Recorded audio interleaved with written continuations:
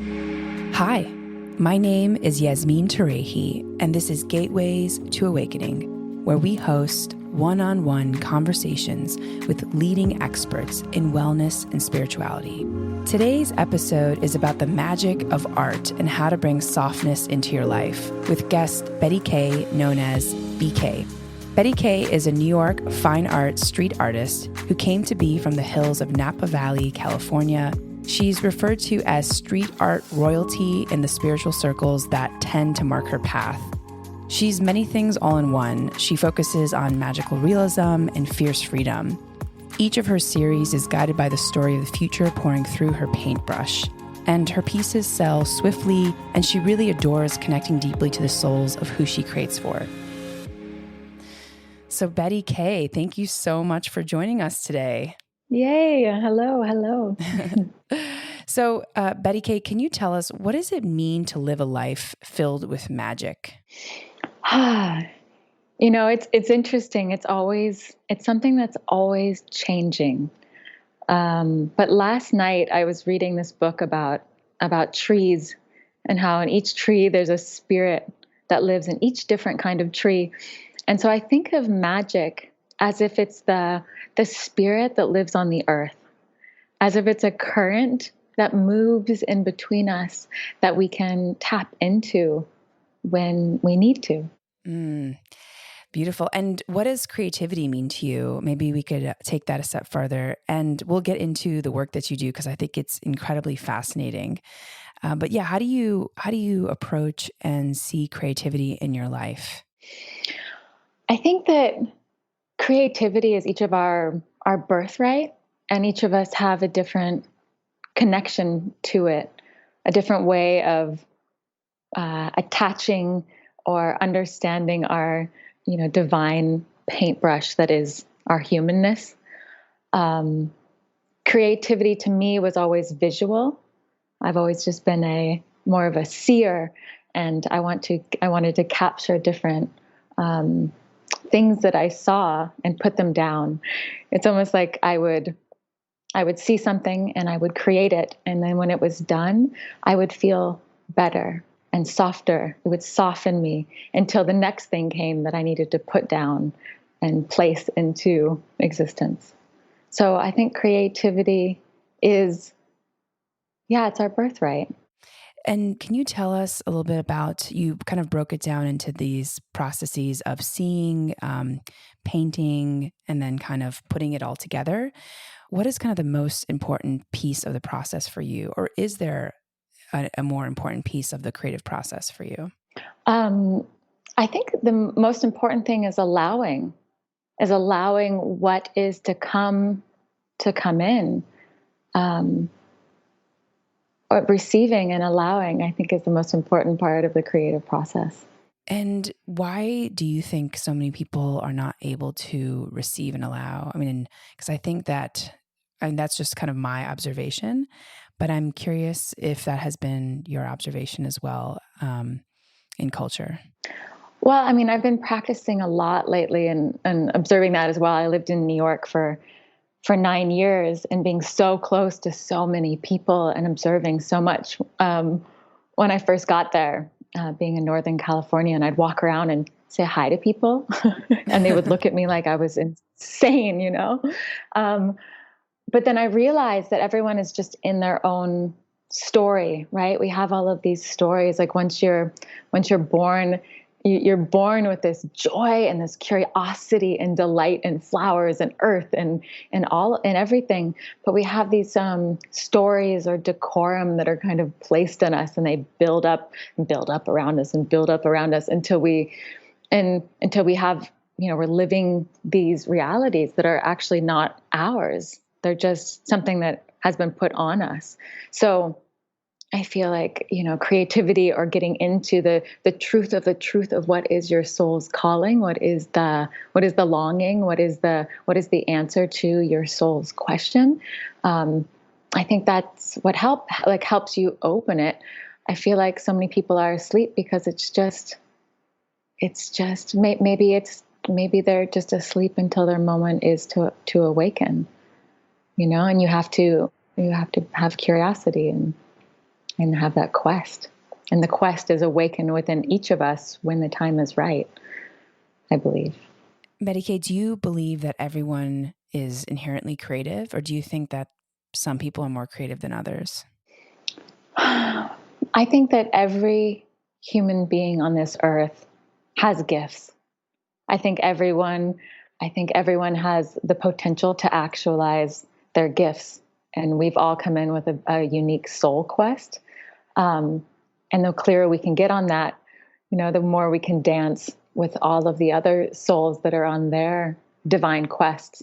I find myself so often just spending time with myself and my art and my deep practice, and then with a few people that I feel like are most of the time equals or teachers to me. Um, so I live in a realm that maybe that magical realism realm where most people interact with are on their quest and on their knowing. The only people that I find myself working with that find me are people that request art pieces. And so that's when I'm making art for people, that's when I kind of tap into and feel into what's happening more on the planet. And if I can help, I call my pieces totems. So if someone has a piece of my art, it connects with all the other people that have pieces of my art. And then it creates this weave, and it creates an awakening. So I like to work with, I've been working with one person at a time and helping them awaken to themselves, and have a mantra, be it words or symbols that they can awaken to within themselves. And then from awakening into yourself, then your awakening helps other people awaken. It's like a flame. You light a flame, and another flame lights, and another flame lights, and it's like this beautiful cacophony of an awakening and a lightning. Wow. And Betty Kay, you are a very unique artist in the sense that I've never really heard of anyone that creates the way you do. And so I'd love for you to tell our audience about your process and how you create, and what sort of art you have created. It's such an interesting question. People ask me this often, like, well, how do you create? But I feel like I'm not creating, it's creating me, and I'm choosing to receive it. When I first started, I knew that I had to do what I was doing. And there'd be one day that I would work on a painting, and I'm an abstract artist, so anything is perfect, right? But at the end of the day, I would think it was so terrible that I was like, what am I doing? And I'd go home, and I'd be upset with myself, and like, what are you doing? You shouldn't be an artist. Who do you think you are? And then the next day, I'd go back to the studio and do a couple things, and all of a sudden, it'd be the most beautiful piece I'd ever seen in my life, and it made sense, and I knew how I was an artist, and through this process of just like ups and downs with creation, I got to a place where I realized that you can actually find beauty in all of it. And you can find the beauty in the process too, right? Like, you don't have to like go down the whole path of like, this is terrible, nothing makes sense. You can say, hey, this is a cool part of the process. I can't wait to see what comes. I can't wait to see what comes. And then creating for people has been such a gift too, because I get to work with their essence and find joy within them and inspiration. It's a collaborative dance, and that has been such a powerful part of creation as well. And one of my favorite things to do is working specifically with individuals to say, call in words or call in a symbol. And some people come to me and say, I love your art. This is the size I want. Do whatever you want. And then I just let it come through. And then I have other people that say, I love blue, and I really want to work with the words, I love you so. And I'm like, okay, fine. We can work with that, which is not, it doesn't give me as much expansive, but sometimes when people bring me things, they've brought me that so they can teach me while I'm working with them. And I used to reject that and say, no, I need to have control. And then I'm like, you know what? everything is a dance. We're all in this beautiful ebb and flow of a dance. So sometimes people are just bringing me their words so I can understand them and then reflect them back to them, you know? Wow. And can you talk a little bit about what these totems are and how you connect kind of the spiritual world with your art? Ah, well, I think of artists as kind of like the filters of society. You know, it's like the filter that's over your drain in your sink. And anything that's happening on the bigger whole is coming through our filter. And it's like, okay, what is happening? Okay, how do we put it into something that's visual, something that's musical, something, something that can breathe, reflect what is happening in the whole. So, my artistic path started it started very young. I've always been drawing and doing, but a big shift for me going from being, a woman where I'm supposed to, you're supposed to get married and have babies and that's your life. That is your life's work. And I knew that didn't, it didn't speak to my soul. It wasn't the answer to that question. Or maybe I'd done that in a past life many times. So here I was, and I moved to New York City, and I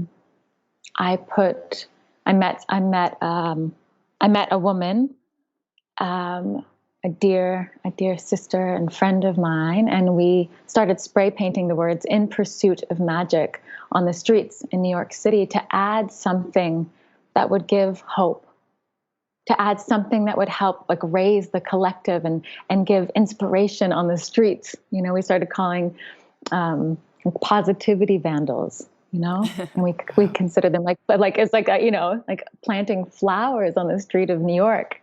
So through that process of seeing how that created a weave and how anyone that saw it was connecting with other people that saw it, and I could see the energetic weave of it, I said, okay, I want to go deeper into this practice and connect deeper to souls. And so when I say totem, it's like each person that has a piece, or wherever my pieces live, it's you see the word, you see the totem, and it connects to the person and helps open up their soul. It like creates, having words that you're using as a mantra every day in front of you creates a new, a synapse in your brain. Like it will actually create a different structural way of being in the world. And if my art can help people become more sound within themselves, then that helps other people become, more sound within themselves.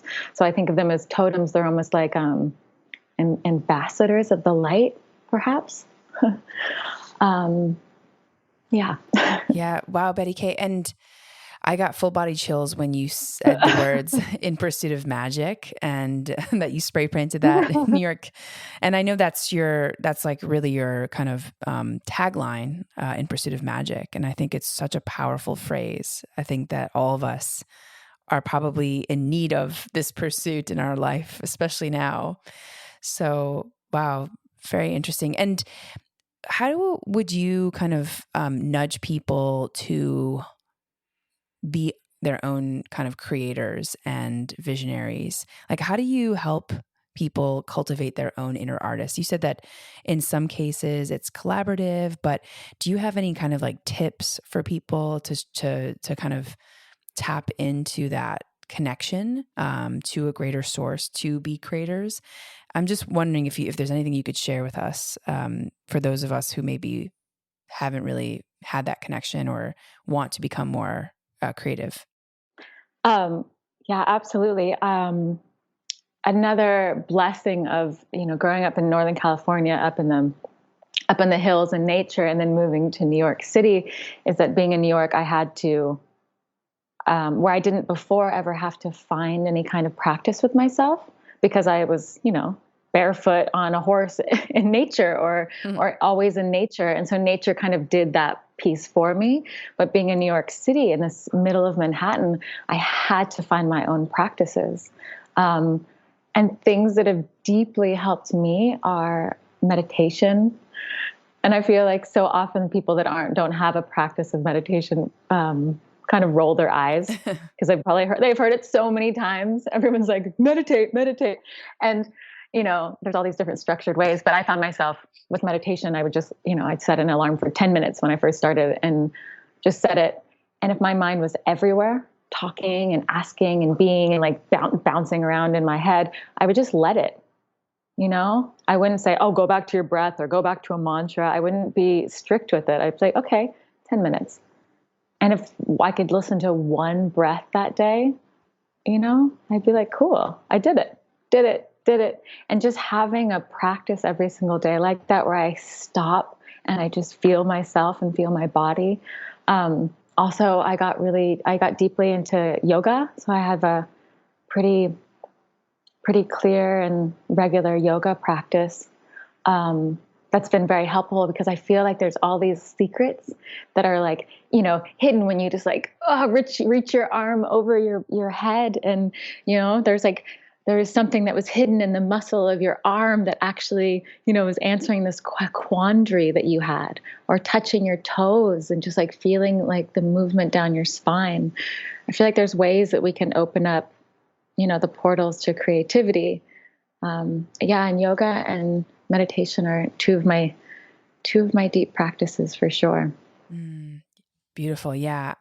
We actually have an episode all about how to meditate, because I think that's a very common response for people that don't meditate, like, how do I actually meditate and what does it mean? And so, yeah, totally. It's like one of the most powerful, I think, tools, for the next kind of wave of what it means to be human. It's just such an incredible tool. So I'm glad that you mentioned that. And, Betty K, can you talk to us about the word softness? I know that you mentioned it earlier, and I'd love for you to talk to us about how you bring more softness into your life and also into your art.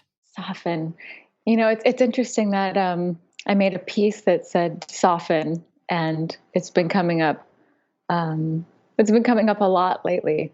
I actually was commissioned to do 4 pieces over 5 years for a woman, and a series. We called it, what was it? Diagram of Evolution. And her first piece said, love yourself. So step 1, love yourself. Like, that's it. Like, love every single aspect of yourself and spend enough time with yourself. There's this poem that I loved. It talks about, like, have you taken yourself for a walk? Have you truly listened to what your heart wants to say? And once we can truly love ourselves, then that helps us soften to everything in the world. Because once we understand ourselves, like the funny little muttering, bouncing beings that live within each of us, like our soul, and know what that is, like, what do I like to eat? What do I feel when I hear that song or this song? And why don't I like that song? Or why do I like this thing?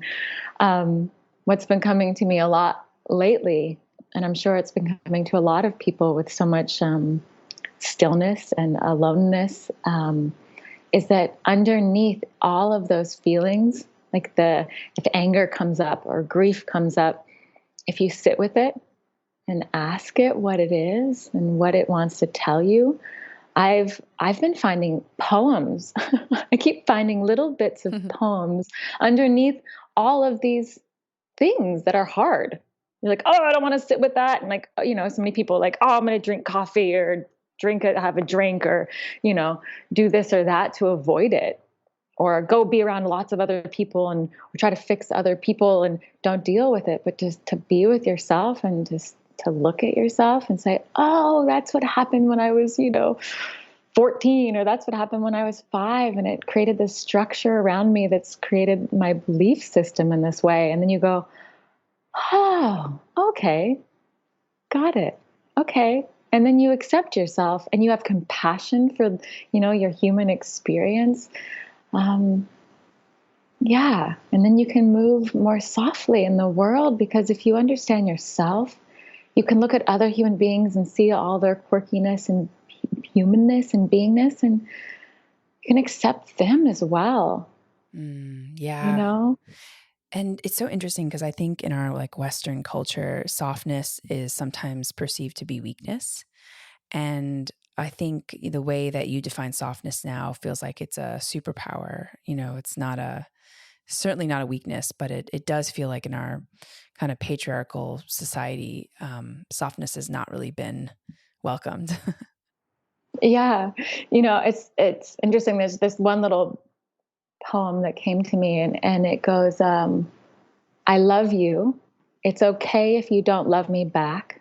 Love doesn't always work like that. But if it did, the golden grid would be basked in light and forever end the human plight. Mm. Wow. Oh, who wrote that quote? Oh, I that was me. Oh, that was That's what oh, me. wow.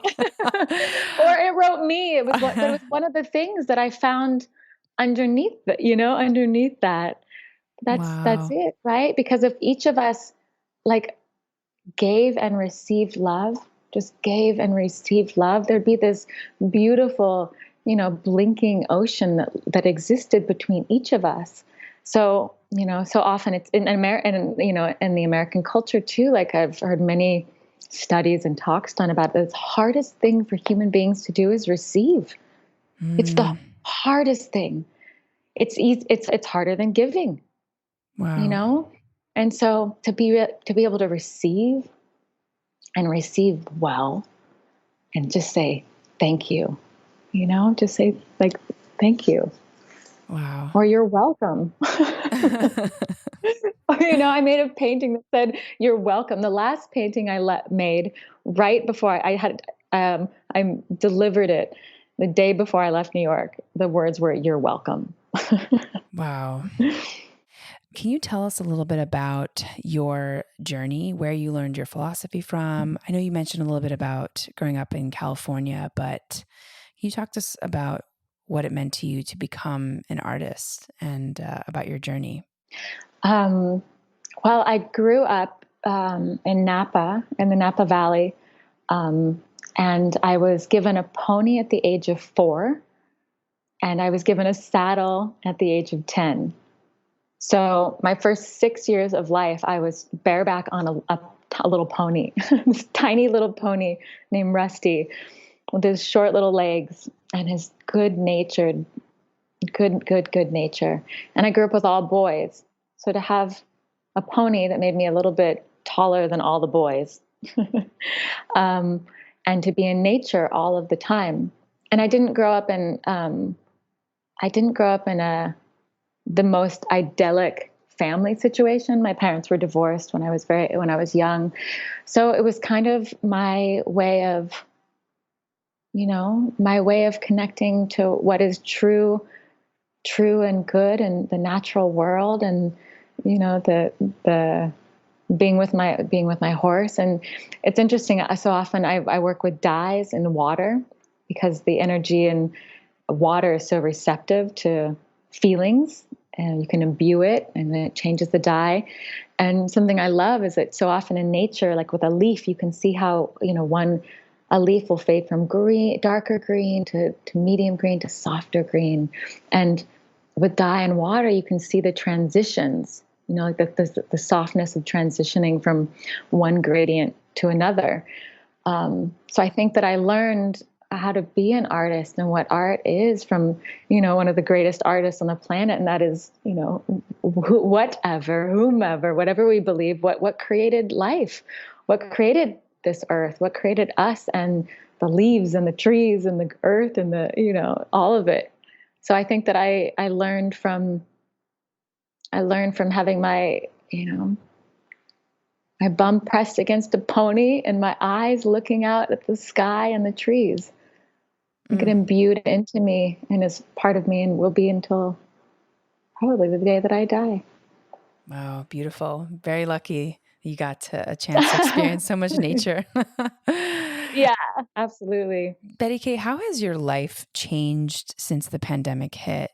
And how has your art changed? And also, obviously, we're coming out of the pandemic right now. And how has that shift, in people's lives taken place from your perspective? Um, Well, it was so interesting. I actually had put in my 2 months notice on my lease in Manhattan because I knew it was time to leave before the pandemic hit.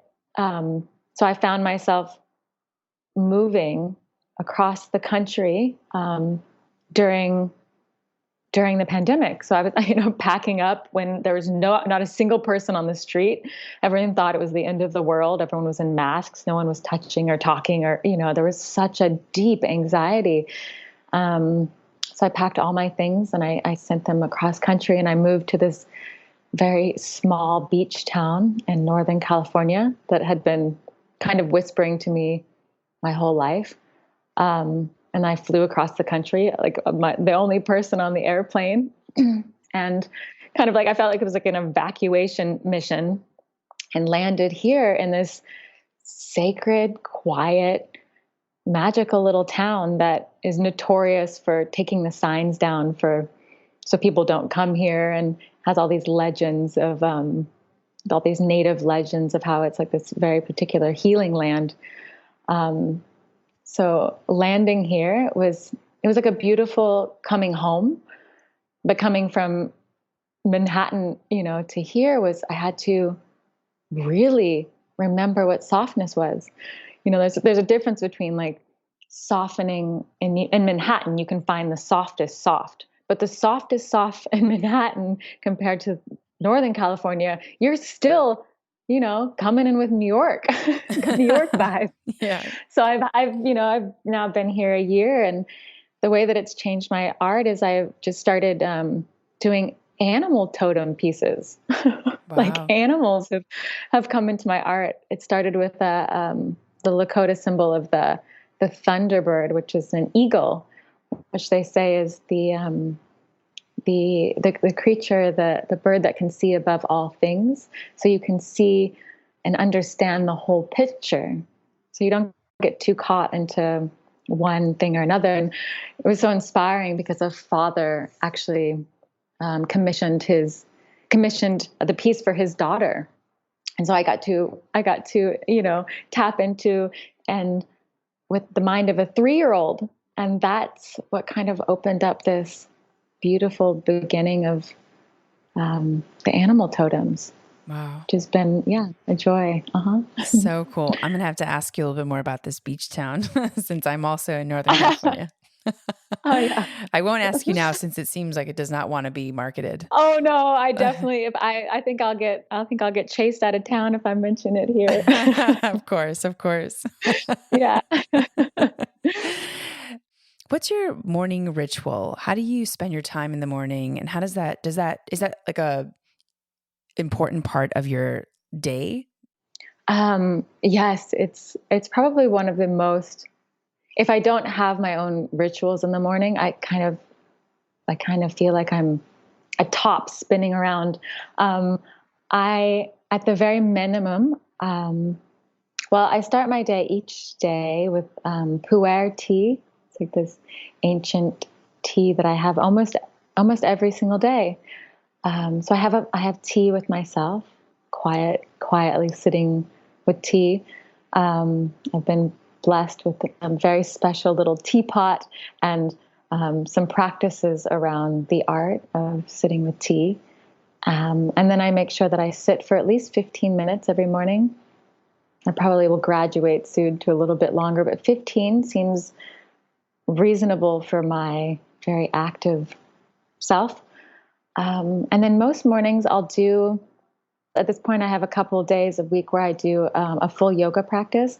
And then I've been doing some Pilates, or walking, going on a hike, just some kind of activity for my body. So I guess I have a practice. It's for my mind to calm and my body to open.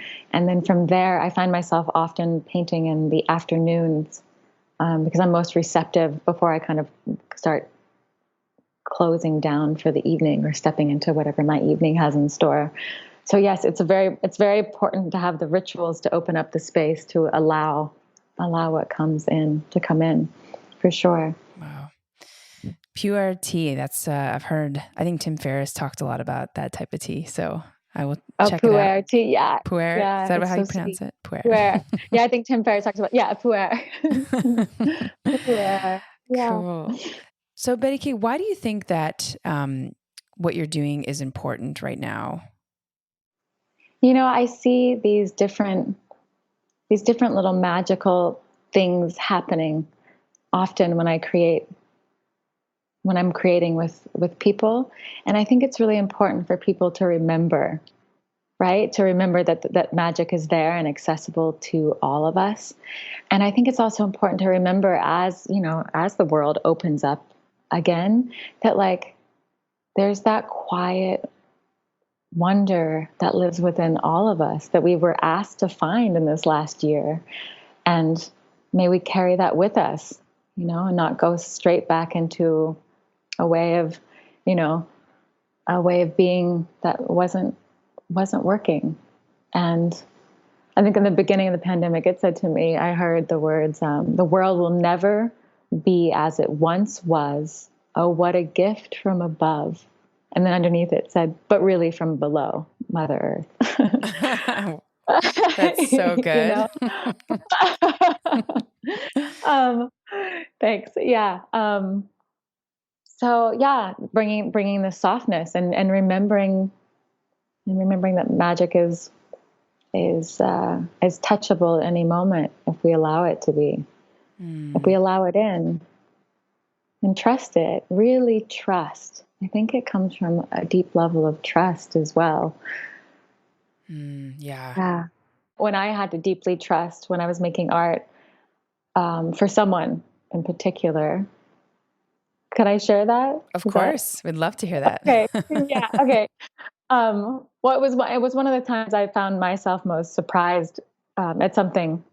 I had someone reach out and they said that they wanted a piece of art created to connect to eternal love. And I got that request and I said, "Oh God, no, I am not doing that. No, thank you. Sorry. Nope." And then of course, I meditate every day and it would come to me and say, "You need to do this. You need to do this." So finally I reached back out and I said, "Fine, I'll do it." And so I sat with it for a while, and the symbol that kept coming to me over and over and over again was the Om symbol, which I had been judging, to be perfectly honest. I was like, oh, well, that's, the symbol that yoga teachers get tattooed on their body. Like, okay, that's what that is. But then I went deeper into it and I said, and it just kept showing up and kept showing up. And I said, oh, I understand now. It's the symbol. It's a sound that connects to a frequency that is in touch with eternal love. And so I said, okay, got it. So I'm going to put this symbol on the piece. So I started and I put 7 of these down the center of the piece, of an art piece. And because I didn't want them to show so much, and then I worked with a dark blue on one side and then a light blue on the other side. And it was balanced. I'd never made a piece like this. It was dark blue on the left, light blue on the right, and with Om symbols down the middle that you kind of could see, kind of couldn't see. It was beautiful, but it was just different than anything I'd ever done. And I was like, I know this is right. And so when I delivered the piece to him, the first time I ever met him, I showed up, I brought the piece, and he showed up and he had these bright blue eyes, kind of the same color as the canvas and the piece. And I was like, okay, got it. And I put it up and he said, okay, can you explain this piece to me? And I said, okay, well, the left side is the feminine and the right side is the masculine. And here's the eternal connection that is between them all. And it's through each chakra. And he sat there in shock, and I looked at him and I said, well, what are you so shocked about? And he pulled up the sleeve on his left arm all the way up, and he had a female deity on his left arm, and then all these symbols for the feminine on his left arm. So he put that up and it matched perfectly. And then he pulled up his right arm and he had a masculine deity and all these masculine pieces on his right side. So they actually matched the painting exactly, the feminine and the masculine. And I had no idea he had tattoos. I had no idea. I just listened and listened deeply. And I put the Om symbols down the middle to connect to each of the pieces so he could connect to the eternal love that was within him. And we were just blown away by the the connection and the synchronicity.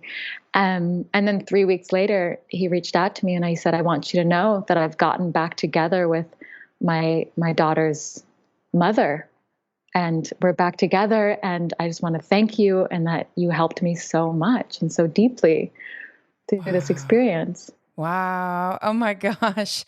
I'm about to tear up and I have full body chills. That's so incredible, It Betty was Kay. so We beautiful. all, I think everyone who's listening right now wants to see this art piece and all the art pieces Yeah. that you're describing because, yeah, it just sounds really prolific. Well, it's a Wow. dance, right? It's like a dance for the visual and the spiritual and the creative. And it just all gets to kind of come together into this, cacophony of a moment. Yeah. Wow. And then it's nice to have, a moment that you have a visual representation of a moment to be reminded. And when you're reminded, you can remember. Mm. Wow. So special. Betty Kay, what sort of things have surprised you the most in your journey as an artist? And the last story you shared is for me, it could have been the answer to this question, but wondering what is something that surprised you the most? I think I've been most surprised by the connection of all things and the way that things dance with each other. I had another I had another commission where a man reached out and asked to make a piece of art for his then girlfriend that is now his wife, but I was asking to commission a piece for her birthday because she had admired my work. And he called me and he's like, I was thinking about, the word integrity or this or that. And we were kind of talking about it. And, we worked with it. And I said, well, why don't I'm going to order the canvas in the size you want. Let's just think about it for a week. And then we had a call a week later. And I said, the words that keep just coming to me over and together is, um, uh, you are so loved. You are so loved. And he's like, oh my God, that's it. Yes. That's what I want Oh. to tell her. You are so loved. And I said, okay, that's it. And I made this piece and I loved how it turned out. And he brought it to her and I gave it to her as her gift. And later what she said to me later, sent me a long email and she said, it was unbelievable. The night before he gave me the piece, you came to me in my dreams. You came to me in a dream and you walked me through and you were showing me all these different, pieces of understanding. And so to have the piece arrive the next day, was just so inspiring and such a remembrance. And so I think that one of the things that's maybe surprised me the most is is the dance between all things, like this physical object. I love creating a physical object. It's something nice to have like that you can touch, but it's also connected to the dreams, right? And it's connected to the colors that are connected to like maybe the first colors we saw as a child. And so it can span a lifetime. And I think that's what's been surprising to me, because you think like, oh, you just make art. And then all of a sudden, no, it's just like a piece that is in this profound weave that is life. Just a small piece of the weave. Mm. Wow, Betty Kay, you're truly a poet and an artist and a lot of things all in one. So it's been so Thanks. wonderful to connect with you.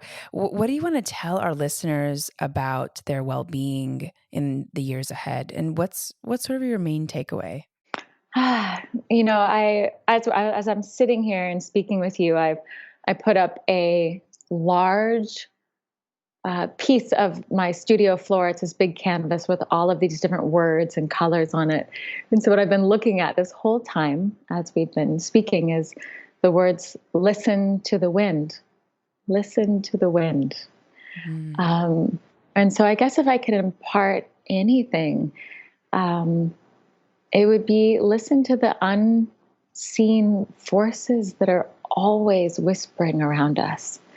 And if you don't have an answer to something, take a step away from everything else and go and listen to yourself, and also go to the art store and intuitively just like whatever you think looks fun and inspiring, buy it, bring it home, start creating, start looking at yourself and the reflection of what you create, and don't judge it, just marvel that it happened. Wow. So powerful. That's really incredible. Betty K, thank you so much. And thank Thank you for your you. time. And are there any resources that you can point folks to in order to learn more about you, social media, your website? I mean, I think there's going to be a lot of people who are going to be very interested in your artwork after this. So Thank you. My website, it's very simple. It's bettyk.com, BETTYKAY.com. And Instagram, it's Betty K. It's a private account, but more than likely I'll accept you. But yeah, those are probably the best ways to get in touch with me at this point. Amazing. Amazing. Thank you so much for your time. And for our audience, thanks for joining and for listening. In this episode, we learned about the magic of art and how to bring softness into your life with guest Betty K. You can tune in to Gateways to Awakening, where we host one-on-one conversations with leading experts in wellness, well-being, and spirituality. Thanks again.